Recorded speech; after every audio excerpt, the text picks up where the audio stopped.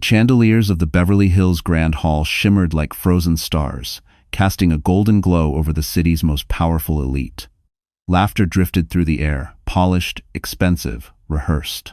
Grant Hollister stood at the center of it all, drinking in the admiration he believed he deserved. He adjusted his cufflinks, boasting about his newly revived business, blissfully unaware that fate was seconds away from crushing his pride. Then the doors opened. Every conversation in the room fell silent as a woman stepped in, framed by the soft halo of the entry lights. Elena Marlowe. The wife he had abandoned when she lay bleeding in a hospital bed. The woman he'd dismissed as a burden the night she lost their unborn child. The woman he thought would never rise again. But this Elena was different. Her midnight gown swept the marble floor like liquid silk, her posture regal, her eyes steady. And beside her, Adrian Sterling, the billionaire every magazine called untouchable. One hand rested protectively on Elena's back, while 3 children trailed behind them, dressed in matching formal wear, their features striking enough to turn heads instantly. A murmur swept through the crowd. Is that her? Impossible. She has children now? And that's Adrian Sterling with her. Why? Grant's glass slipped from his hand and shattered against the floor. His breath caught as he stared at the eldest child, a girl with dark hair and familiar eyes. Eyes he had seen in the mirror his entire life. His pulse thundered, his vision blurred. No. No, it couldn't be. Elena lifted her chin, meeting his gaze without fear, without pain, without even hatred. It was worse. She looked at him as if he no longer existed. Then Adrian leaned down and whispered something into Elena's ear, something that made her smile. And Grant felt the ground tilt beneath him as a horrifying realization clawed up his spine. Tonight was not an accident, it was a reckoning. Grant hadn't even seen the worst part yet. Long before the night she stunned the Beverly Hills elite, Elena Marlowe had been a woman the world overlooked. People remembered her as quiet, gentle, always carrying a sketchbook tucked under her arm as she moved between studios and freelance art jobs around Manhattan. She was the kind of woman who apologized when someone else bumped into her, who stayed late to finish work no one thanked her for, who believed patience could fix anything, even a failing marriage. She had met Grant Hollister when she was 24. Back then, he wasn't the polished man dripping with ambition and arrogance. He was charming, even tender, or at least convincing enough to make her believe kindness lived in him. They met in an art gallery in Brooklyn. She was hanging a student exhibition, and he'd walked in pretending to admire the paintings. Later, she learned he'd merely followed a wealthy investor into the building, but at the time, she thought he came for the art, for her art. Their romance began like a soft spring rain, gentle, refreshing, too delicate to suspect the storm that would follow. Elena didn't come from money. She grew up in a modest home in Connecticut, raised by a single father who worked long nights repairing boats at a marina. When he died unexpectedly, she moved to New York with nothing but a scholarship, a box of his tools, and the hope she could build a life worthy of his sacrifices. Grant liked that about her at first. He liked the way she looked at him, like he was more than he was. He liked that she believed in him, even when he didn't deserve it. He liked that she smiled at the smallest things, a shared sandwich on a park bench, a second-hand bookshelf he built for her art books, a warm coffee on a cold morning. But what he loved most, though he'd never admit it, was that she asked for nothing. As the years passed, his admiration faded into entitlement. Elena's quiet love became a canvas he no longer cared to study. He wanted noise, attention, glamour. She offered steadiness, and he began calling it boring. She offered loyalty, and he called it clingy. She offered her whole heart, and he stepped over it on his way to someone richer. Yet Elena kept believing, kept smoothing the cracks in their marriage with hope. When she found out she was pregnant, she thought it would bring them closer. She pictured them decorating a nursery, laughing over paint colors, choosing baby names. She imagined Grant reading bedtime stories in his soft, early morning voice, the one he used before ambition hardened it. But Grant didn't change, not for the baby, not for her. His temper grew sharper. His absences grew longer. His criticisms bled into cruelty, and still Elena stayed. She clung to the promise she thought they once shared, unaware she was holding on to the ghost of a man who had already chosen someone else. Grant's betrayal wasn't a sudden blow, it was a slow erosion. Late nights, at work, the faint trace of someone else's perfume on his shirts. Messages he hid behind a passcode he claimed was for security. And the worst part? Elena blamed herself. She told herself she needed to be stronger, better, more helpful, less emotional. She didn't realize she was drowning, because she had been taught all her life to hold her breath. But one night, everything changed. One night revealed the truth she had never imagined. And that night, Grant crossed a line Elena would never be able to forgive. New York had always been a city of contradictions, glittering skylines towering over people who felt impossibly small. For Elena Marlowe, it was a place where dreams and heartbreak lived side by side, often on the same block. Her days unfolded between subway rides, cramped studios, and the echoing halls of wealthy venues she decorated for clients who barely remembered her name. It was a city she loved, even when it loved her back only halfway.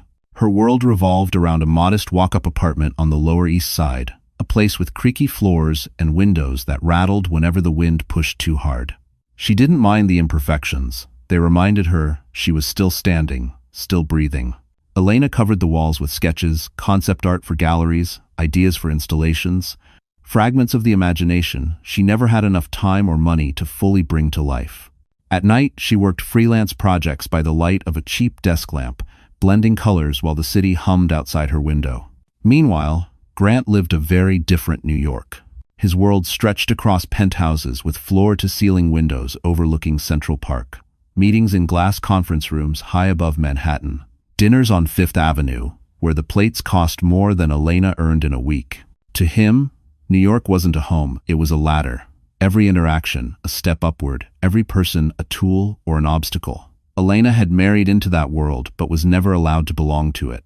She remembered nights when they attended corporate events together. Grant would instruct her on what to say, what not to say, how to smile, how to stand. "Don't mention your art," he'd whisper under his breath. "These people don't care about paintings, they care about power." She would nod, shrinking a little more each time, while crystal chandeliers sparked overhead and the city's elite laughed about things she didn't understand. Still, she tried. She learned the names of CEOs, memorized investment buzzwords, practiced small talk she hated. But no matter how hard she worked to fit in, Grant's world only pushed her further out. Then came the pregnancy. Suddenly, the city felt heavier, every step more exhausting. She still rode the subway to work, still climbed 4 flights of stairs to her apartment, still packed Grant's suits for his endless business trips. She tried to decorate a corner of their bedroom with soft colors, imagining a nursery they would build together. But the swatches of pastel paint sat untouched on the dresser, ignored like everything else she cared about. One night, as Grant arrived home late with the scent of perfume she didn't own lingering on his jacket, Elena asked if they could take a weekend to rest, maybe visit Central Park like they used to. He didn't even look up from his phone. "Elena, you're exhausting. I'm carrying the real weight in this marriage. Try not to make every little thing about you." She stood in the kitchen, nausea rising not from pregnancy, but from the truth she was finally beginning to see. Outside, Manhattan glowed under a wash of city lights. People rushed past each other, chasing success, chasing love, chasing something that felt like belonging. Elena pressed her palm to the cold glass of the apartment window, trying to steady herself. It was the first moment she realized she was desperately alone. But she had no idea that the city would soon shatter her completely, starting with a night at the hospital she would never forget. Grant Hollister had always believed he was meant for bigger rooms, brighter lights, and louder applause than life had ever offered him. Even when he was growing up in a cramped house in Ohio, he carried an air of entitlement that didn't match his circumstances. By the time he reached New York, he'd mastered the art of pretending to be richer, more educated, more connected than he truly was. And Manhattan loved confidence, even the counterfeit kind. When he met Elena, he thought she would be the perfect accessory to his rising image, gentle, naive, easily shaped. She admired him in a way that fed the hunger he'd had since childhood, the hunger to feel superior. At first, he treated her well, because she believed in him completely. But as his ambition sharpened, his affection dulled. And when his company started gaining traction, he began seeing Elena as a weight he needed to cut loose. The shift was subtle at first, the dismissive sighs, the eye rolls when she asked simple questions, the way he corrected her in front of his colleagues, always with a patronizing tone. He crafted an image of himself as the visionary and painted Elena as someone who didn't understand real ambition. But the moment everything truly changed was the night he met Loretta Collins. Loretta was the widow of a billionaire developer, 12 years older than Grant, elegant in a way money effortlessly created. She recognized Grant instantly, not for his achievements, but for his hunger. She saw the shape of his ambition and knew exactly how to exploit it. At a rooftop fundraiser overlooking the Hudson River, she cornered him with a glass of champagne and a smile that never reached her eyes. "You're wasting your potential on sentiment," she told him. "Men like you don't rise with women like her." Those words burrowed into him like a seed waiting to bloom poison. From that night on, Grant spent every evening inventing reasons not to come home. Business meetings, late-night strategy sessions, networking cocktails. Elena believed him because she wanted to. Because pregnancy made her desperately hope for the family she had imagined. Loretta dangled opportunities in front of him like bait. Introductions to investors, whispered promises of funding, and eventually, a relationship that stroked his ego in ways Elena never could. With Loretta, he felt like someone important. With Elena, he felt like someone failing. So he began rewriting history. Whenever Elena tried to talk about the baby, he accused her of emotional manipulation. When she asked why he didn't attend doctor appointments, he said she was too needy. She grew smaller so he could feel larger, and he fed off it until she had nothing left to give. The breaking point came the night she fainted in their kitchen. Elena had been bleeding for hours, terrified something was wrong with the baby. Grant arrived home past midnight, smelling of Loretta's perfume. Instead of rushing her to the hospital, he scolded her for being dramatic. "People work through worse," he snapped. "You can't expect me to drop everything for every little scare." She collapsed moments later, and only then, when he realized she might die in his apartment, did he call an ambulance. It was in that hospital room where everything shattered, where Elena's heart broke in a way she would never fully recover from. Because Grant wasn't done hurting her, not even close. And the next thing he did became the cruelty that would haunt him for the rest of his life. The hospital lights were far too bright that night, harsh, sterile, unforgiving. Elena Marlowe lay curled on the emergency room bed, her gown soaked with fear and hope. She clutched her stomach as the nurses adjusted IV lines and whispered to each other with the kind of quiet urgency reserved for situations that could change lives in seconds. She wanted Grant. She needed him.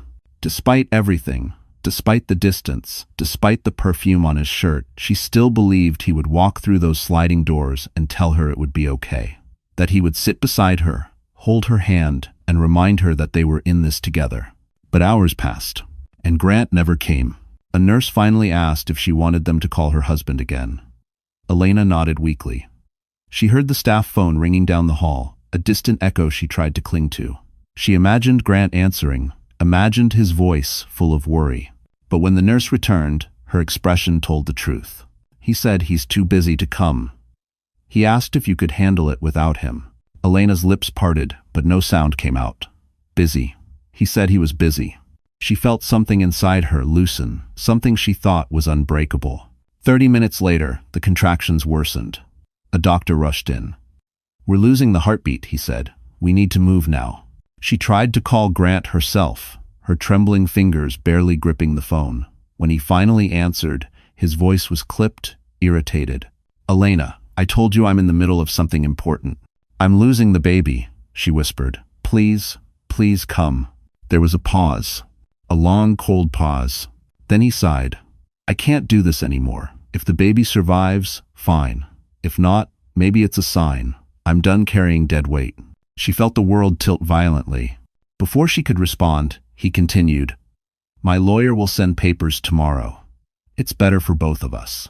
Right there on that hospital bed, moments before they rushed her into surgery, Grant Hollister divorced her. No explanation, no remorse. Just a decision he had probably rehearsed with someone else. Someone richer. Someone he believed could upgrade his life. Minutes later, under the blinding surgical lights, Elena lost the baby. When she woke, the room was silent. Her hands were empty. Her heart felt too heavy to lift. A nurse squeezed her shoulder gently, her eyes full of sympathy, not pity, but sorrow for a woman who had been abandoned so completely. Elena asked again if Grant had called. "No," the nurse said softly. but someone else did. She handed Elena a small business card. At first, the name meant nothing. Adrian Sterling. She assumed it was a mistake. Why would a billionaire care about her? But the nurse explained that he had asked about her condition, asked if she was alone, and insisted that hospital staff check on her frequently through the night. Elena didn't have the strength to wonder why. She simply tucked the card under her pillow, her tears soaking the corner. Meanwhile, across the city, Grant wasn't grieving. He was at a private rooftop bar in Midtown, clinking glasses with Loretta Collins, laughing about how free he finally felt. He didn't know a camera in the hospital hallway had captured his cruelty.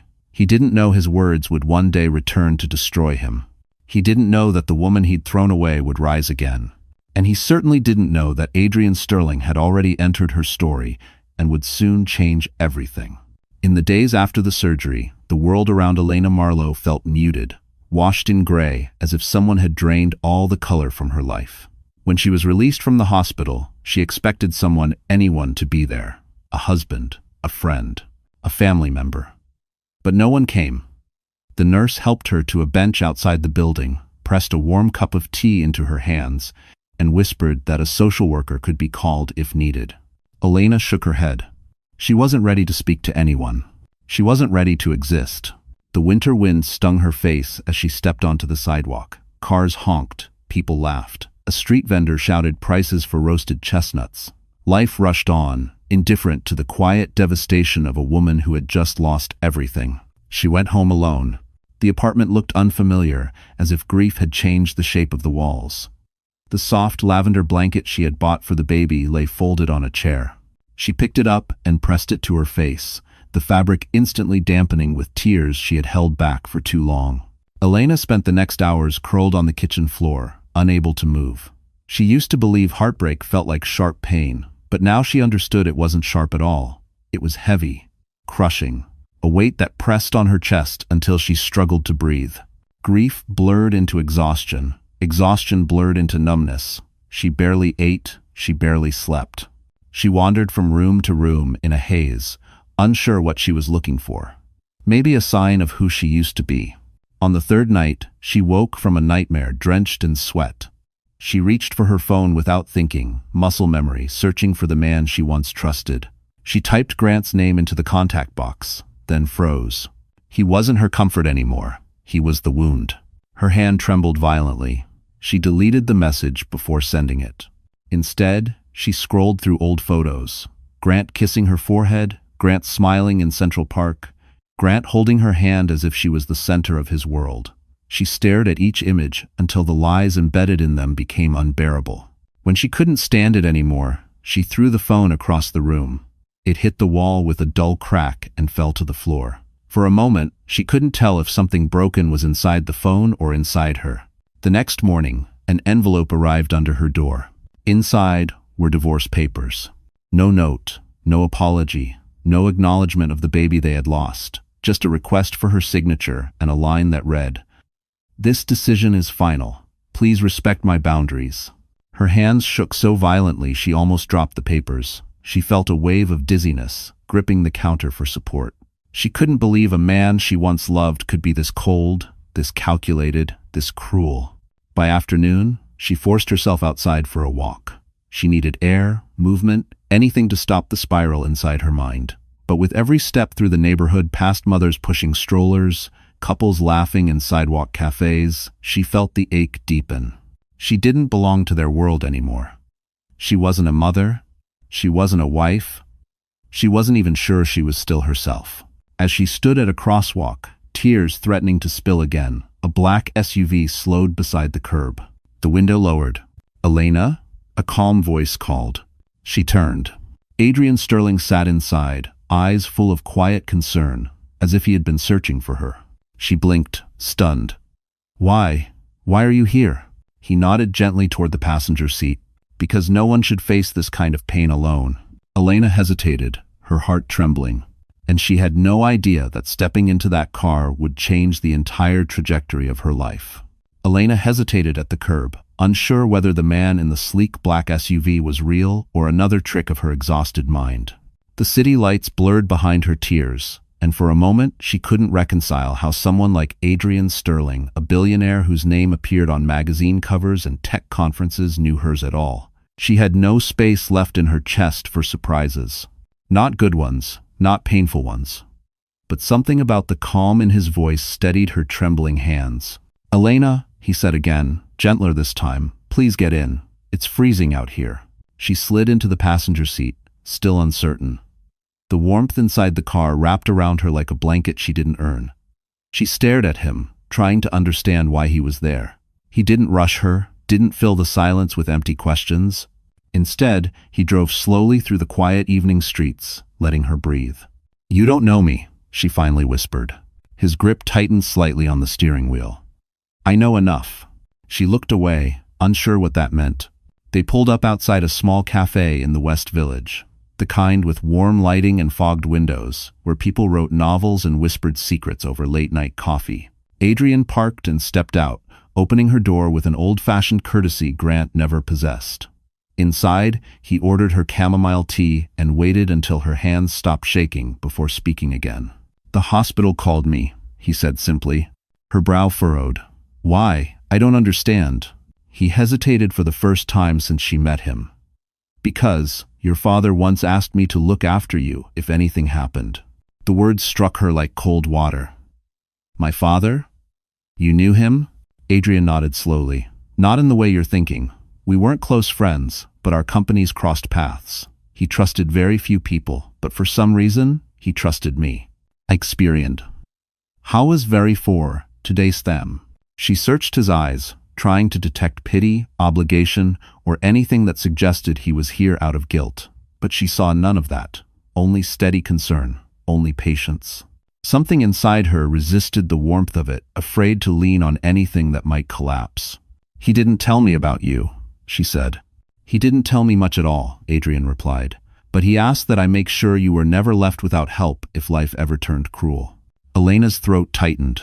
Everything in her life had fallen apart so violently that she no longer trusted kindness. But sitting across from Adrian, the most untouchable man in the city, she felt a strange sense of safety she hadn't known in years. "Why now?" she whispered. "Why come now?" His jaw tensed for a second, a flash of something darker crossing his expression. "Because I heard what happened at the hospital, and because no decent man would let someone endure a loss like that alone." Her eyes filled with tears. She couldn't remember the last time anyone had spoken to her with such sincerity. "Let me help you get somewhere safe," Adrian added. "Somewhere no one can hurt you, just until you're steady again." Elena shook her head weakly. "I don't want charity." "This isn't charity." His voice softened. "It's a promise I'm finally keeping." The cafe's lights flickered softly across his face. For the first time since losing the baby, she felt the faintest flutter of stability. But Elena didn't yet know the truth. Adrian hadn't told her everything. Because the night her father died, Adrian Sterling was the last person to see him alive. The transition from the cold streets of Manhattan to Adrian Sterling's West Coast sanctuary felt like stepping into another universe. Elena barely remembered the flight, just fragments of soft blankets, dimmed cabin lights, and the quiet way Adrian kept his distance, while still making sure she had everything she needed. When she awoke, the plane had already touched down at a private airfield in Santa Monica, and morning sunlight streamed through the windows like a gentle reminder that time had not stopped, even though her world had. Adrian's home in Malibu was nothing like Grant's sterile penthouse in New York. It was warm, lived in, the kind of place where ocean winds slipped through open windows and sunlight painted golden stripes across hardwood floors. The house overlooked the cliffs, waves smashing against the rocks far below. It should have felt too grand, too luxurious for someone whose life had fallen apart, but strangely, it felt safe. "You can stay here as long as you need," Adrian said quietly as she stepped inside. Elena's throat tightened. "I don't want to burden you." "You aren't," he replied simply. "You're healing." But healing did not happen all at once. The first days were the hardest. She slept too long, cried without warning, walked aimlessly along the shoreline until the cold water numbed her feet. Nights were worse. She'd wake from dreams of holding a child that vanished the moment she opened her eyes. Adrian didn't hover. He didn't push, but she sensed him there, in the soft thud of his footsteps down the hall, in the gentle knock asking if she'd eaten, in the silent cup of tea he'd leave by her door. It wasn't attention, it was presence. Something she'd forgotten the comfort of. One morning, while she sat on the deck staring at the horizon, he placed a small box on the table beside her. "What's this?" she asked. "Something your father meant for you to have someday." His voice held a seriousness she wasn't ready for. Inside the box lay a silver pendant with intricate engravings, her family crest, one she hadn't seen since childhood. She brushed her thumb across the symbol, and for the first time since the hospital, she felt the sharp ache of longing for her father. "I didn't know he kept this," she whispered. "He kept everything connected to you." She looked up sharply. "How do you know that?" Adrian inhaled, gaze drifting toward the ocean. "Your father trusted me with more than you realized. He wanted you protected, and there were people who didn't want him alive." Elena froze, her pulse skipping.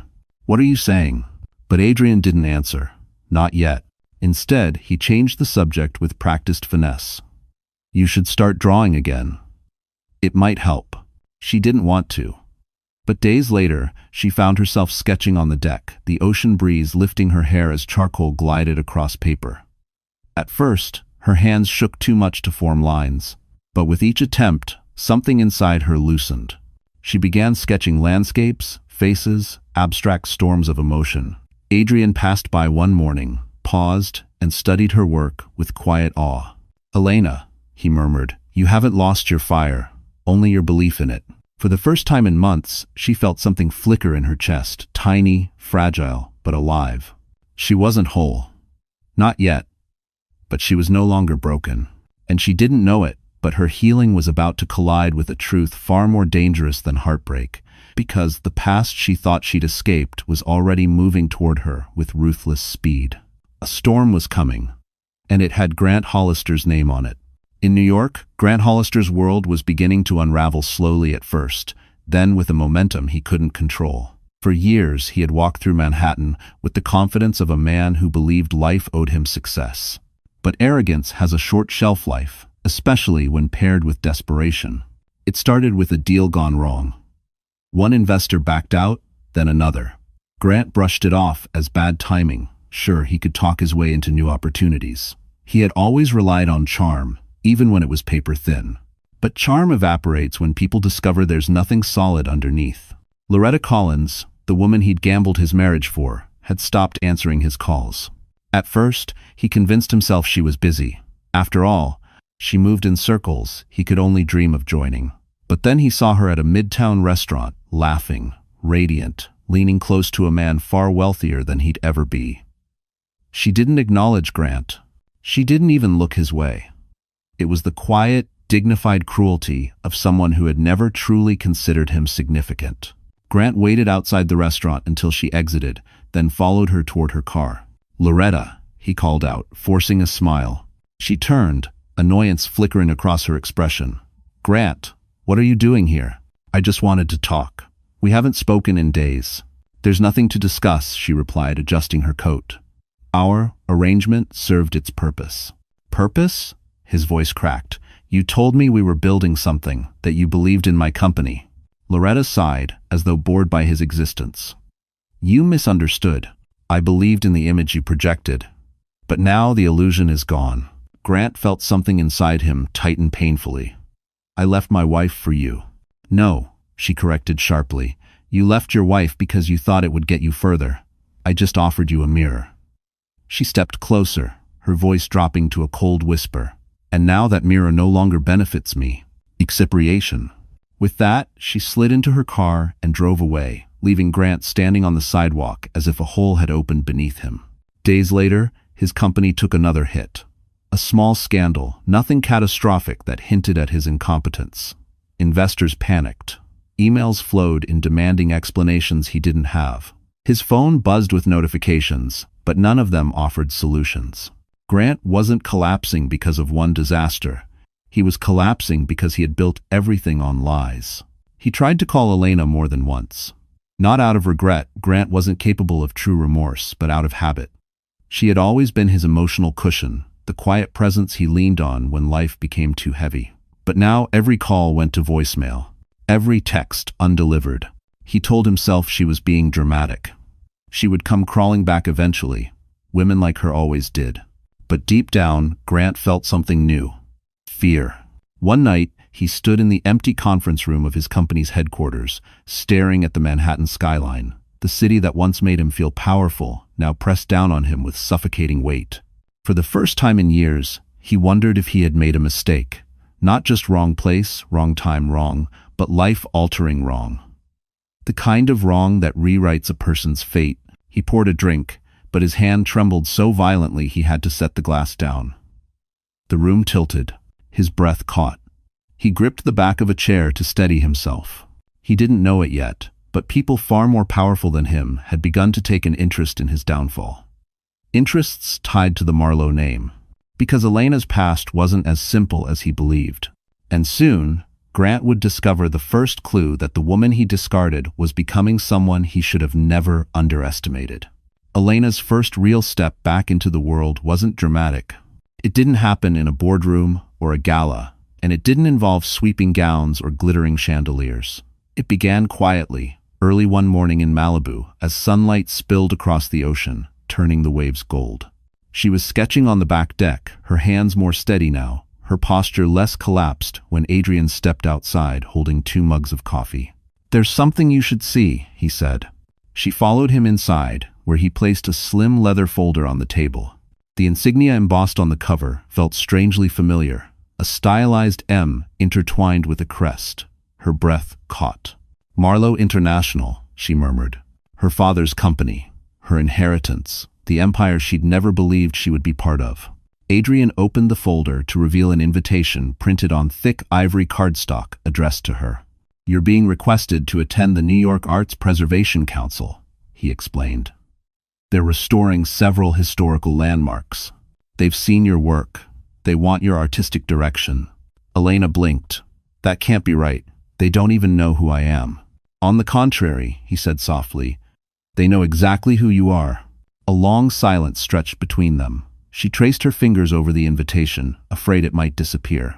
"I'm not ready," she whispered. "What if I break down? What if they see right through me?" Adrian studied her for a long moment before pulling out a tablet and placing it in front of her. On the screen was a news article. It was her latest sketch, an abstract rendering of grief and rebirth posted anonymously weeks ago by an art blogger who'd stumbled upon it. The sketch had gone viral, praised for its raw emotion and haunting lines. Thousands of comments filled the page, many from women who had endured heartbreak of their own. "You spoke to people," Adrian said, without saying a word. Elena's eyes softened. She wasn't used to being seen, not truly. The flight to New York was quieter than she expected. She sat by the window, watching the clouds drift past, feeling a mix of dread and strength she hadn't felt since before the hospital. When they landed, Adrian escorted her to a private car, but he didn't walk her inside the council hall. "This part is yours," he said. "Elena," he added before she stepped out, "you don't need to prove anything to anyone, not even to yourself. Just walk in there. The rest will follow." Entre 20. Her heels clicked against the marble floor as she entered the grand historic building. The council members turned, whispering among themselves. "She's here. That's Elena Marlowe? She looks stronger than I expected." They examined her portfolio, each page reflecting pain transformed into artistry. For the first time in a long while, she felt capable, not as someone's wife, not as someone's tragedy, but as herself. When the meeting ended, the chairwoman extended a hand. "Miss Marlowe, we'd be honored to have you lead the creative direction of the restoration project." Elena inhaled sharply. "Are you sure?" "Absolutely. Your work doesn't just rebuild spaces, it rebuilds people." As Elena stepped out onto Fifth Avenue, the city looked different, less threatening, more alive. She had walked into the room alone and emerged with her first victory. She didn't know that a pair of eyes had watched her enter the building earlier. And she didn't know those eyes belonged to Grant Hollister, who now realized Elena Marlowe was no longer the woman he had destroyed. He had no idea what she was about to become. Elena didn't notice the exhaustion settling into her bones until she returned to the Malibu house that night. Her first public reappearance in New York had drained her, but it had also awakened something inside her she'd thought was gone forever. Strength, identity, a spark of the woman she used to be. She stepped inside to find the living room, lit only by the dim glow of a single lamp. Adrian sat on the couch, loosening his tie as though he had been waiting for her in silence. Not impatient, simply present, the way he always was. "You did well today," he said with a soft smile. Elena let out a shaky breath and laid the portfolio on the table. "I'm not sure how I did. I just tried not to fall apart." "That's the remarkable thing," Adrian replied. "You think falling apart is your default. It isn't." She looked away, absorbing his words. Compliments still felt foreign, like clothes tailored for someone else. "Can we talk?" Adrian asked gently. Elena hesitated before nodding. She sat across from him, pulling her knees close, bracing herself for something she couldn't name. "There's something I've been meaning to tell you," he began. "Something about your father." Her shoulders tensed. "You said he trusted you. But how? Why?" Adrian leaned forward, elbows resting on his knees. "Your father was negotiating a major merger 2 decades ago, one that would have protected his company from a hostile takeover. I was a young analyst at the time, working under a senior executive who, let's say, had questionable loyalty." "You mean dangerous," Elena said softly. Adrian's silence confirmed it.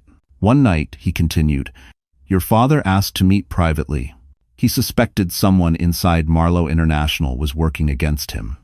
He didn't know who, but he believed it was someone close." Elena's stomach twisted. "So he trusted you?" "More than I understood at the time," Adrian admitted. "He told me he'd seen the way I worked, quiet, honest, without the hunger for shortcuts. He said people with patience are harder to corrupt." She swallowed hard, imagining her father making that judgment. "He asked me to keep an eye on certain documents," Adrian said. "And then he gave me a sealed envelope. What was in it? I don't know," Adrian answered. "He told me it was for you. Only for you, and only if something ever happened to him." Elena's breath froze. "And something did." Adrian nodded, regret darkening his expression. The next morning, he was gone. The official story said heart attack. But the coroner's report never matched the truth. "What truth?" she whispered. "That he didn't die naturally," Adrian said quietly. "Your father was targeted." The room felt suddenly smaller, the air colder. "Why didn't you tell me earlier?" "Because when your father died, you were still a child. And later, when I found you broken in that hospital, you weren't ready. I didn't want to add another wound." Elena pressed a trembling hand to her mouth as a new grief washed over her, deeper, older, tangled with memories she'd long buried. "Adrian," she whispered, "why would someone want him gone?" He hesitated before answering. "Because he stood in the way of people who wanted to dismantle Marlowe International. And those people haven't stopped."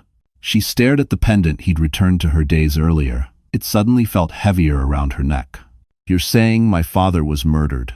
"I'm saying," Adrian replied softly, "that your father wasn't the only target."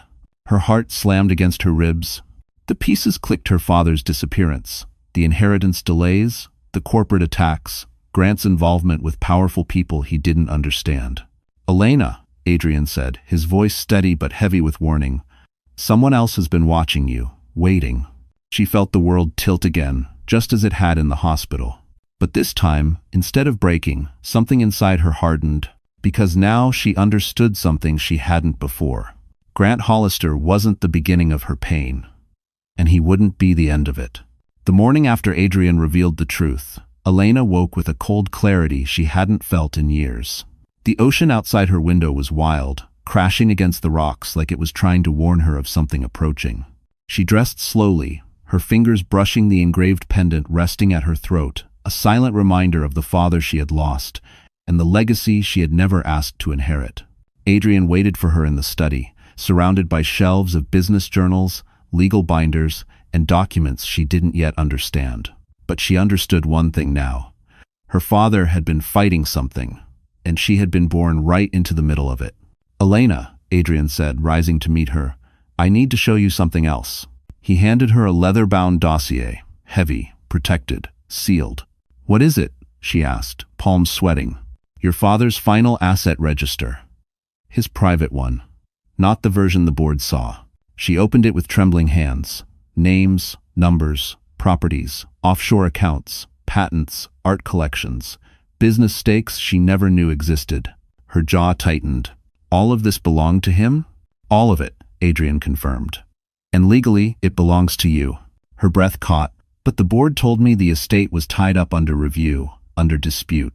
They lied, Adrian cut in gently. They've been delaying the transition so they could dismantle your father's holdings piece by piece. Sell them, absorb them, erase him. Elena's pulse hammered in her ears. And erase me. Yes. 10. Affit. She sank into the chair, staring at the empire she never realized she was born into. She used to think she had nothing, no safety net, no name that mattered, no protection in the world. But all along, she had been heir to something enormous and dangerous. Why didn't they come after me earlier? She murmured. Because they didn't need to, Adrian said. Your life was small, quiet. They assumed you'd stay that way. Her chest tightened with a mix of anger and vindication. So that was why Grant had always treated her like nothing. He hadn't even known the truth. He'd thrown her away without realizing he was discarding the very thing he worshipped most. Money, power, legacy. Adrian stepped closer, lowering his voice. Elena, taking back the Marlowe estate won't be simple. These people have influence. They have lawyers, politicians, media. They've spent years maneuvering the company away from your family. But it's mine, she whispered. It is, and you can reclaim it, but not without a fight. Her gaze sharpened. Then I'll fight. The conviction in her voice surprised even herself. Adrian studied her carefully, the corner of his lips lifting not in amusement but in admiration. There's something else, he said. Your father left you an encoded message. I haven't opened it. It's not mine to read. Elena stared at the silver flash drive he placed in her hand. It felt heavier than metal should. He said you'd understand it when the time came. Her throat tightened. I miss him. I know, Adrian replied softly, but a part of him is still guiding you. Elena wiped her eyes, inhaled deeply, and straightened her shoulders. She wasn't the woman Grant abandoned anymore. She wasn't the fragile soul curled in grief on a kitchen floor. She was a Marlowe, and the world was about to be reminded what that meant. Adrian handed her one last folder. This is the list of board members who betrayed your father. Elena flipped it open and froze, because near the bottom of the list was a name she recognized instantly. Grant Hollister. Her ex-husband had been involved all along. The room spun, her breath catching in her throat, and Elena realized she hadn't just been abandoned, she had been targeted. Elena stared at Grant's name on the list, the letters blurring as disbelief surged through her. Of all the betrayals she had endured, this one felt the most surgical. Grant wasn't just a cruel husband or a selfish man blinded by ambition. He had been connected to the very network that destroyed her father's empire long before she ever met him. Adrian watched her carefully. I didn't want to show you until you were strong enough to handle it. She swallowed hard. How involved was he? Adrian exhaled. Grant wasn't important enough to make major decisions, but he was ambitious enough to perform favors. Deliver messages. Gather information. Your father suspected someone was leaking internal plans. We never knew who. Now, Adrian gestured toward the folder. We do. Elena felt cold. She had married her father's enemy without knowing it, loved him, trusted him, carried his child. What did he get in return? She whispered. Support, access, a foot in the door. But once he failed upward long enough, those same people abandoned him. They don't value loyalty, just usefulness. And Grant is no longer useful, she said bitterly. Exactly. Elena moved toward the floor-to-ceiling window overlooking the Pacific. The ocean churned like her thoughts. She wasn't just facing a greedy ex-husband or a hostile board. She was walking into a war her father had died trying to win. What happens next? She asked quietly. Adrian stepped beside her. You take your seat. My seat? Yes, he nodded. You're the majority heir. Once you announce your claim, the board can't block you without exposing their corruption. They've hidden your inheritance for years. They won't expect you to fight. Elena's pulse quickened. And if I do, then the entire landscape shifts. That afternoon, Adrian arranged a private meeting with the remaining allies her father once trusted.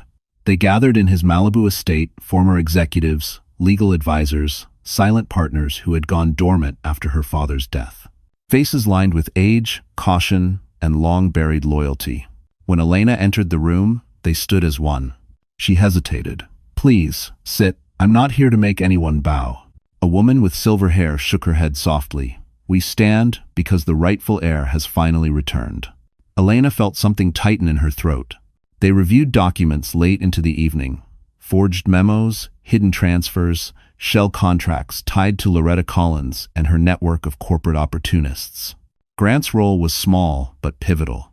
He had unknowingly delivered a document that enabled the board to freeze parts of her father's estate.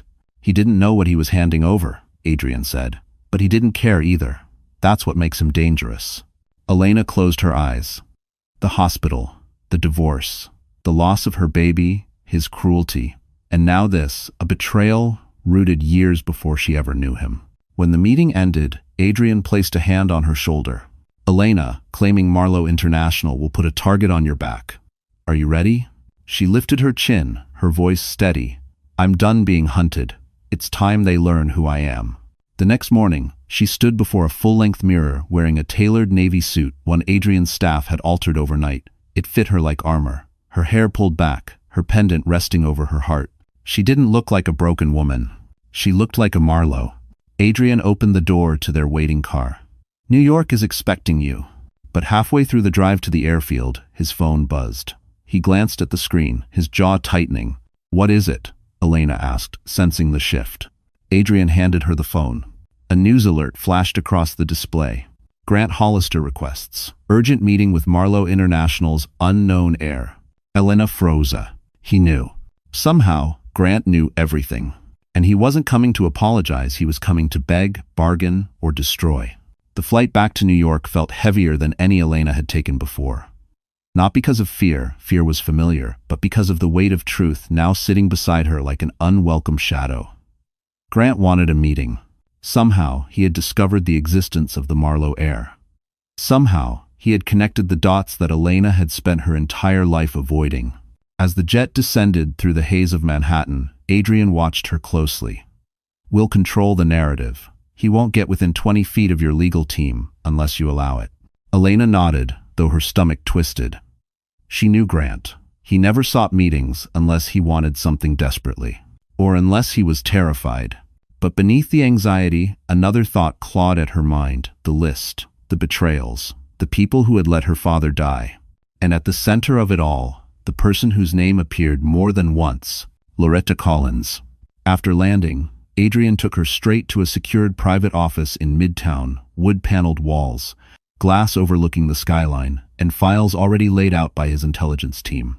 Men and women Elena had never met before nodded respectfully at her arrival. You're the reason we're here today, Miss Marlowe, one said. It still felt surreal. Adrian gestured to the documents. You need to see this before you meet Grant. Elena braced herself as he opened a dossier labeled Collins L. Inside were financial charts, property transfers, communications logs, and a timeline of Loretta's rise to power, a rise built on strategic marriages, discreet coercions, and a network of silent leverage. But then Adrian flipped to a page that made Elena's blood run cold. A photo. Her father, standing beside Loretta Collins, both of them mid-conversation outside a private gala 20 years earlier. That's impossible, Elena whispered. He never mentioned her. He wouldn't have, Adrian said quietly. They weren't partners, they were adversaries. He pointed to the caption on the report. Your father was trying to block her acquisition of a land portfolio. She needed him gone to move forward. The room fell silent. Elena's chest constricted. You're saying she had something to do with his death? We believe she orchestrated the pressure that led to it, Adrian replied. Not directly, but through the people she controlled, including one who later mentored Grant. Elena's breath hitched. Do you mean? Yes. Grant's early success came from the same network that undermined your father. He didn't know the depth of it, but he benefited from it. Her hands clenched. The betrayal had started before she even met him. She had been caught in a web spun long before her first sketch or first heartbreak. And there's more, Adrian said, sliding another document forward. At the top of the page, Collins' estate target identified. Potential obstacle, Elena Marlowe. She felt the air leave her lungs. They targeted me? Your father protected you by removing you from the company after your mother's death, Adrian explained. He hid your identity, changed documents, buried records. But after his death, Loretta searched for you. And when she couldn't find you, she found Grant? Elena finished, her voice hollow. Adrian nodded. He was easy to manipulate, hungry, eager to impress. He didn't know he was being used. Elena sank into a chair, the carpet soft beneath her feet but offering no comfort. So Grant wasn't just cruel, she whispered. He was a pawn. A pawn, Adrian confirmed, who thinks he's a king. Her pulse hammered. She felt grief, anger, clarity, and an awakening strength she hadn't believed she possessed. She lifted her chin. What happens now? Adrian folded his arms. Now you meet Grant, and you show him exactly who you are. But before Elena could speak, the door burst open. A security officer stepped inside. Mr. Sterling, we have a problem. Adrian stiffened. What kind of problem? The officer swallowed hard. Grant Hollister is already in the building. End Fort. Elena's heart slammed against her ribs. And he wasn't alone. Grant Hollister pacing in the lobby of the Sterling Tower was a sight no one expected. His suit, once meticulously pressed, was wrinkled. His hair looked as though he'd combed it with his fingers in a rush. The false confidence he used to wear like a tailored coat had cracked, revealing the frantic man beneath. When the elevator doors opened and Elena stepped out, surrounded by Adrian's security team, Grant froze. His breath caught, his eyes widening as if he were seeing a ghost. In some ways, he was. The woman before him was nothing like the Elena he abandoned. Her posture was strong, her gaze steady, her presence undeniably commanding. Elena, he breathed, stepping toward her. She raised a hand. Stop. Grant halted instantly, his throat bobbing as he swallowed. I didn't know. I had no idea you were a Marlowe, she finished coldly. No, you didn't know. You never bothered to ask. Eves. Adrian stepped beside her, protective but measured. Mr. Hollister, whatever agenda you brought into this building ends now. You requested a meeting. Speak. Grant's eyes darted between them, panic flickering beneath the surface. They're after me, he said in a rushed whisper. Loretta's people. They think I know things. They think I'm connected to you. I need protection. Elena blinked. Protection? From the woman you betrayed me with?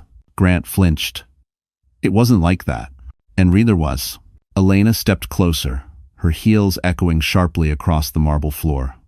You left me in a hospital bed. You told me losing our baby was a sign. And now you want my help? Grant's mouth opened, but no words came out. He looked desperate, small. A man stripped of every illusion he had built around himself. I didn't know what they were planning, he insisted. Loretta, she used me. I didn't understand her connections. I thought she'd help my career. I thought, his voice cracked. I didn't think she was capable of murder. The word lingered in the air. Elena's chest tightened, anger and sorrow twisting together. You helped the people who destroyed my father, she said. You delivered documents without question. You played messenger for a network built on greed. I didn't know, Grant snapped, louder than intended. His voice echoed through the lobby. If I had known, if someone had warned me.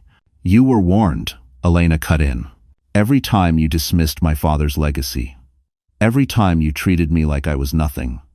Every time you chose ambition over humanity. Grant's face flushed with shame. Elena, he whispered, I came because I don't have anyone else. Loretta turned on me. Her people think I've been talking to authorities. They're watching me. They might come after me tonight. Adrian exchanged a look with his head of security. It wasn't a look of sympathy, it was calculation. Risk assessment. Grant leaned forward, lowering his voice. Please, just talk to me. You don't have to forgive me. I need help. Elena felt something unexpected, a flicker of pity. Not for the man who hurt her, but for the boy inside him who never learned what real strength looked like. But pity was not protection. She drew a slow breath. Grant, the only reason you're in danger is because you dance too close to people who play with lives. My father tried to stop them. They killed him. And you helped them, even if you didn't realize it. Grant's face drained of color. Elena continued, voice steady. I can't save you. His breath hitched. Elena, please. You made your choices, and now you're living their consequences. Grant staggered back, as if struck. But before he could respond, a sharp crack echoed from the entrance like something slamming into the glass. The security team closed in around Elena instantly. A second crack, and then the unmistakable shatter of breaking glass. Grant's eyes widened in terror as he backed away from the doors.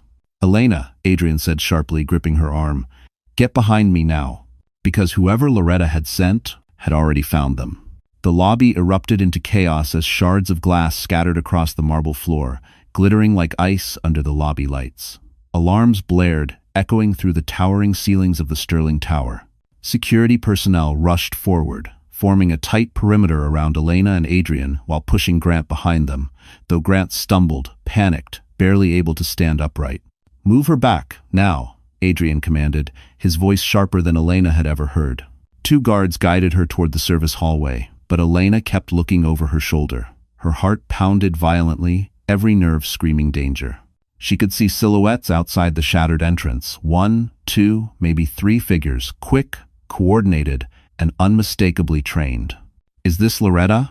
Elena whispered. Adrian didn't answer. His jaw was clenched too tightly. Security ushered them deeper into the hallway, away from the open line of sight. Grant clung to the wall, gasping for breath. "They're going to kill me," he choked out. "Elena, they're here because of me." "No," Adrian said grimly. "They're here because of all of us." "Okay." A guard pressed his earpiece. "2 hostiles near the front. They're scattering, one moving toward the east stairwell." Adrian glanced at Elena. "They're not just here to intimidate. They're testing our defenses." Elena's breath hitched. "Testing? For what?" "To see how easy it would be to get to you." Her stomach dropped. Suddenly, the hallway lights flickered. Once, twice. Then half of them went dark, plunging them into a dim amber glow. The guards tensed. "They cut the power grid to this floor," one muttered. "They're better funded than we thought." Grant slid down the wall, hands covering his face. "This is insane. Loretta was never like this, she wouldn't." Elena snapped toward him. "You don't know what Loretta is capable of. You never did." Adrian stepped forward decisively. "We're moving to the secure elevator. It's connected to a backup generator." The security team began ushering them down the hall faster, weapons drawn. Elena could feel the tension vibrating through the air, every footstep a countdown. Adrian stayed close, a steady presence beside her. "What if they reach the elevator?" she whispered. "They won't," Adrian said. "Not before we do." But even he sounded like he was calculating odds. They rounded the corner and froze. The secure elevator doors were open. Empty. Waiting. 2 waiting. A guard lifted his weapon. "Clear the area." End quote. Another moved slowly toward the elevator, scanning its interior. For a moment, everything was still. Then, "Behind you," a guard shouted. A figure dropped from the ceiling panel, fast, silent, ruthless. The guard closest to the elevator tackled the intruder before he could reach Elena, slamming him to the ground. A struggle erupted, fists, elbows, weapons clattering against the floor. The intruder's hand darted to his belt, reaching for something metallic. "Gun!" someone yelled. "Take him down." Adrian grabbed Elena, pulling her behind him as the guard delivered a swift, disabling strike. The intruder collapsed, unconscious. Breathing hard, the lead security officer turned to Adrian. "We need to evacuate, now." Grant stumbled forward. "Where? Where are we going?" Adrian didn't even look at him. "Somewhere Loretta's people can't reach. Somewhere only Elena has access to." Elena stared at him, confused. "What place is that?" Adrian's eyes held a truth he hadn't yet spoken. "A property your father left you. Hidden, untouched, and sealed until you were ready." Her pulse quickened. Ready for what? He met her gaze, the weight of the past and the future colliding in his eyes. To finish what he started. Grant inhaled sharply, fear slicing across his face. "You're not leaving me here. They'll kill me." Elena turned toward him slowly. "You made your choices years ago, Grant. It's optionally." But before she could finish her sentence, a distant explosion shook the building, violent enough to rattle the floor beneath their feet. Adrian grabbed her arm. "Elena, run." Because whatever Loretta had unleashed was only the beginning. The explosion reverberated through the Sterling Tower like a pulse of thunder, rattling glass, shaking fixtures, and sending a burst of dust through the vents. Elena's heart hammered as alarms screamed above them. The emergency lights flickered, painting the hallway in sharp red flashes. Grant stumbled, nearly collapsing, while Adrian tightened his grip on Elena's arm. "Move," he commanded the security team. They rushed down the service corridor, boots pounding against polished concrete. Smoke drifted from the far end of the building. Elena could hear distant shouts, the static crackle of walkie-talkies, the guttural hum of backup generators trying to kick in. "Where are we going?" she shouted breathlessly. "Sub-level entrance," Adrian replied. "Your father built a system under the city. Only a handful of people knew it existed." Grant wheezed behind them. Why the hell would he build a system under Manhattan? To hide the things he didn't want the board to steal, Adrian answered sharply, including his heir. Elena felt the weight of those words, heavier than the pendant at her throat. Her father had known she might need a way out, a way to disappear, a way to survive. When they reached the sub-level checkpoint, 2 guards unlocked a reinforced steel door. Beyond it, a concrete stairwell spiraled downward, cold, narrow, echoing. Grant clutched the railing as they descended. "Elena, please don't leave me behind. I swear, I didn't know what Loretta was doing." Elena didn't slow her pace. "No, you never cared enough to know. I didn't lies in depressage." At the bottom of the stairwell, another door awaited, this one older, thicker, marked with the Marlowe crest half erased by time. Adrian entered a long passcode, then pressed his palm to a scanner. The door unlocked with a heavy groan. Inside was a corridor unlike anything Elena expected. Industrial lights hummed overhead. The walls were lined with steel filing cabinets, sealed crates, old servers, and boxes labeled with dates stretching back decades. It was a vault of secrets, her family's hidden spine. Her breath caught. "My father built all this?" "He didn't trust the board," Adrian said. "So he built a second headquarters beneath their feet." The hallway ended in a large chamber with a long oak table at its center. Dusty, undisturbed, a ghost of the past. Adrian motioned to a sealed metal case on the table. "This is why we're here." "What's inside?" she whispered. "Your father's final directive. He encoded it so only you could unlock it." Before Elena could respond, a crash sounded behind them. The stairwell door shuddered violently, echoing like a battering ram. Grant paled. "They found us." Adrian's security team drew their weapons. "We need to move. Now." But Adrian stood firm. "No, she deserves to hear what her father left for her." He gestured for Elena to place her pendant into a small indentation on the metal case. Her hands trembled as she did so. The case beeped, then clicked open. Inside was a handheld device, a vintage digital recorder. Elena lifted it gently and pressed play.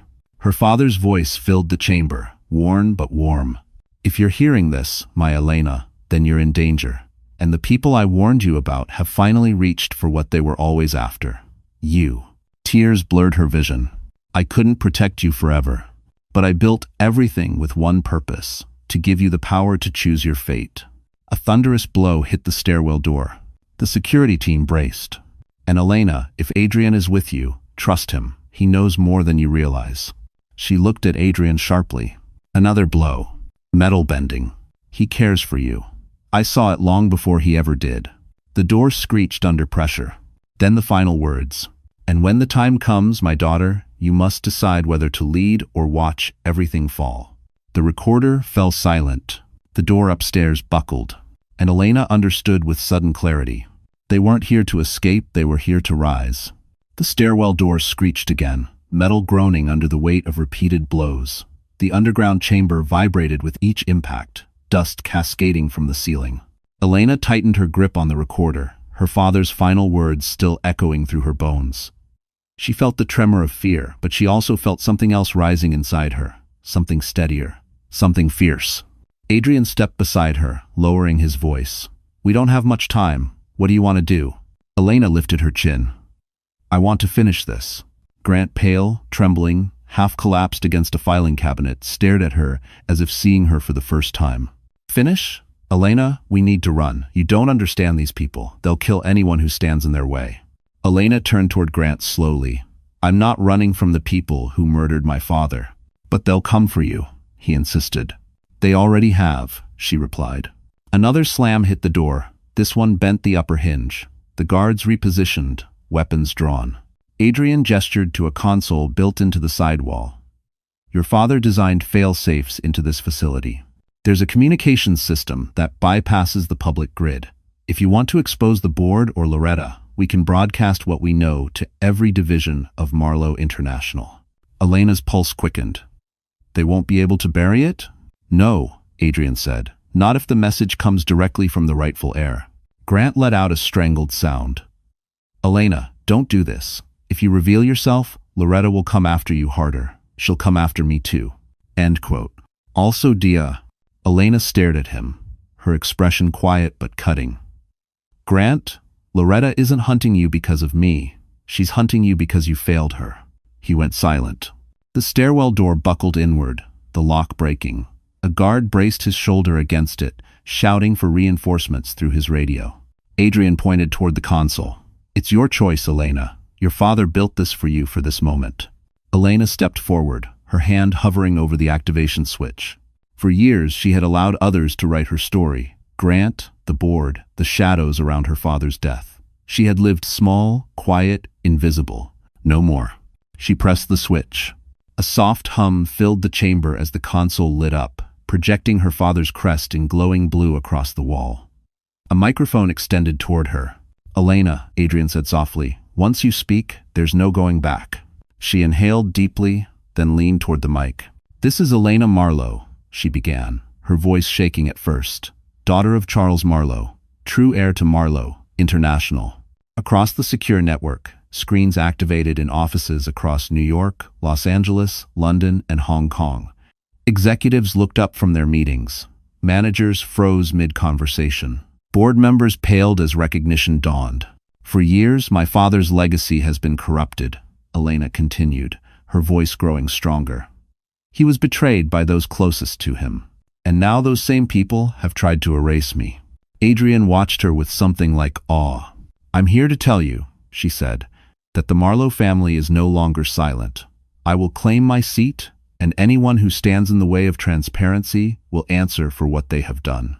The moment she ended the transmission, alarms blared deeper underground. A guard shouted, they've breached the stairwell. The steel door tore open.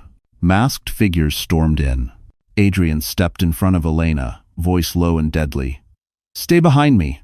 But as the attackers flooded into the chamber, weapons raised, something unexpected happened. They stopped. Every single one of them froze, staring not at Adrian, not at the guards, but at Elena, because now that she had announced herself to the world, Elena Marlowe wasn't just a target anymore. She was the threat. For a long moment, the chamber was frozen, attackers staring at Elena, weapons half raised, uncertainty crackling through the room like static. Her announcement had changed everything. She was no longer a hidden heir or a grieving woman. She was a name backed by a global empire, a name that carried consequences. Killing her now would ignite a corporate war none of them were prepared to face. One of the masked men lowered his weapon first. Stand down, he ordered the others. We were told she was a liability, not that she was Marlowe. His voice shook. Even mercenaries feared the kind of power her father's legacy could unleash. But before the tension could break, footsteps echoed through the stairwell. Heavy, confident, familiar. Loretta Collins stepped into the chamber. She wore a tailored black coat and gloves, her expression poised, untouched by chaos. The intruders parted for her as though she were royalty. She surveyed the underground vault with quiet admiration. Well, Loretta said, her voice smooth, Charles always did have a flair for dramatic architecture. Elena felt every muscle in her body tighten. You have no right to be here. Loretta smiled. On the contrary, my dear, I've had a right to your father's empire long before you were old enough to understand what he built. Adrian stepped forward, positioning himself between Elena and Loretta. This ends tonight. Ever so. Evlida tu Marca. No, Adrian, Loretta replied, tilting her head. This merely changes shape. Her eyes flicked briefly to the recorder in Elena's hand. So you finally heard the truth, Loretta went on. Charles suspected me. He always did, but he never realized how deeply his closest allies betrayed him. Elena's jaw clenched. You killed him. Loretta's lips curved, not a smile, but a confession.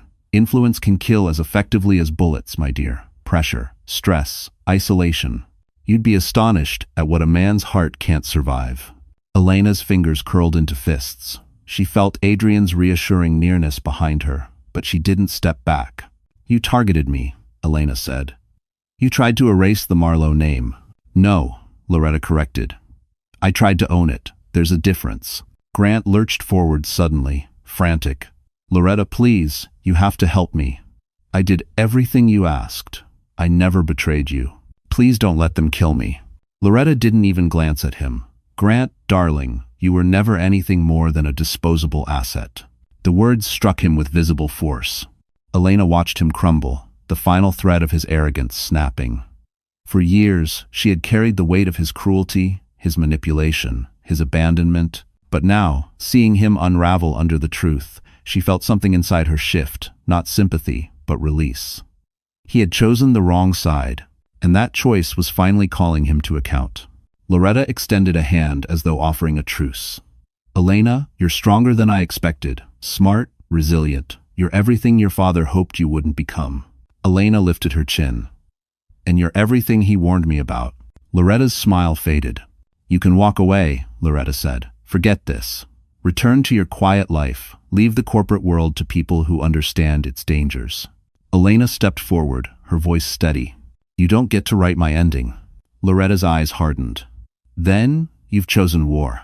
No, Elena replied, her voice like steel. I've chosen truth. She reached for the console and pressed send. Loretta's face drained of color. Around the world, every major board, investor, regulator, and media outlet received a full data dump of Loretta's crimes. The shell companies, the bribes, the sabotage, the fraudulent acquisitions. Her empire was crumbling in real time. Loretta's voice cracked with fury. Do you have any idea what you've just done? Elena did. She'd lit the match. And now Loretta Collins was the one standing in the flames. The fallout was instantaneous.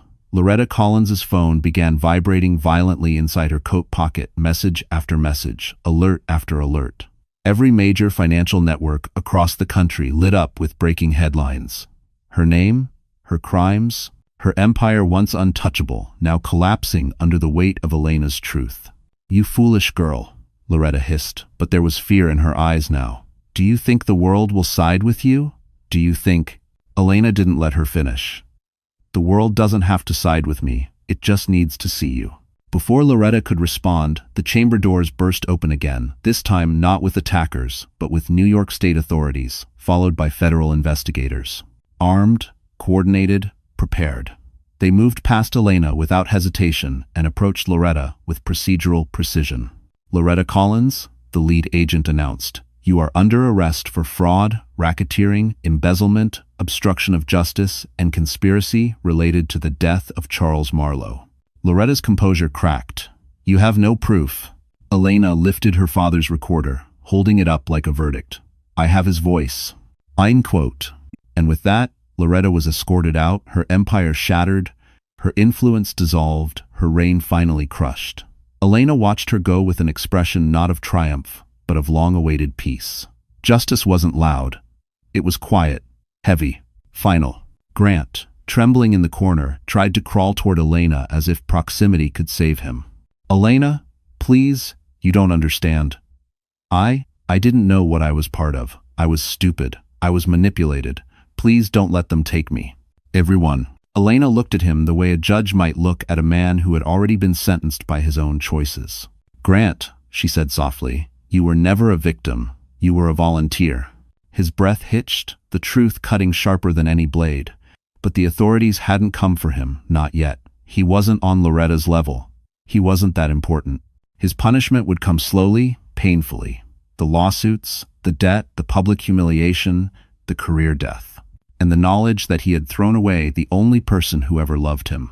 The agents moved past him without a second glance. That hurt him more than handcuffs ever could. Adrian stepped closer to Elena, his voice low. Your father would be proud. She turned toward him, exhaustion and relief mingling in her eyes. I hope so. He would, Adrian repeated. And he would tell you that this, your strength, your courage, was always there. You just needed something worth fighting for. If you ared for, Elena exhaled shakily. I'm tired of fighting. Then let me carry the rest with you, he whispered. They stood amidst the remains of an empire, broken files, scattered documents, dust drifting through the glowing emergency lights, yet somehow it felt like the beginning of something new. In the following months, Marlowe International formally reinstated Elena as its rightful head. The media called her the Phantom Heir, the daughter who rose, the woman who toppled a dynasty. But Elena didn't care for titles. She cared for restoration of her father's work, of her own sense of self, of the life she wanted to build moving forward. Adrian remained by her side, not as a protector now, but as a partner, someone who didn't stand in front of her or behind her, but with her. Love didn't bloom overnight, it grew slowly, respectfully, with room for healing. Eventually, it became strong enough to shape a future together. Years later, Elena watched her 3 children, hers and Adrian's heirs, running across the lawn of their Hamptons home, laughter echoing into the warm evening air. She held Adrian's hand as the sun dipped below the horizon, painting the world in soft gold. She had lost everything once, but she had rebuilt a life richer than anything she had ever imagined. And somewhere in the quiet of her heart, she whispered to her father, "We made it, we're home. Justice served, legacy restored." Story completed. The Marlowe name lived on stronger than ever. So, that's where our story closes, my wonderful friends. And if you're still here with me right now, listening until the very last moment, then something in Elena's journey has touched your heart in its own quiet way. Maybe it reminded you of your strength. Maybe it reminded you that even the deepest wounds can become openings to a new life. The Stoics used to say, "The obstacle is the way." Marcus Aurelius wrote that the things meant to break us often become the things that remake us. Elena's fall wasn't the end, it was the beginning of her rising. And maybe, in your own life, the pain you didn't choose is shaping the person you're meant to become. Another Stoic truth is this: you can't control what others do to you, but you can always control how you rise after. Elena didn't win because she was unhurt. She won because she refused to stay broken. If this story made you feel something, even just a spark of courage, take a second to like this video, share it with someone who might need hope tonight, and subscribe to our channel so you don't walk this journey alone. Your heart matters, your story matters, and you're stronger than you think,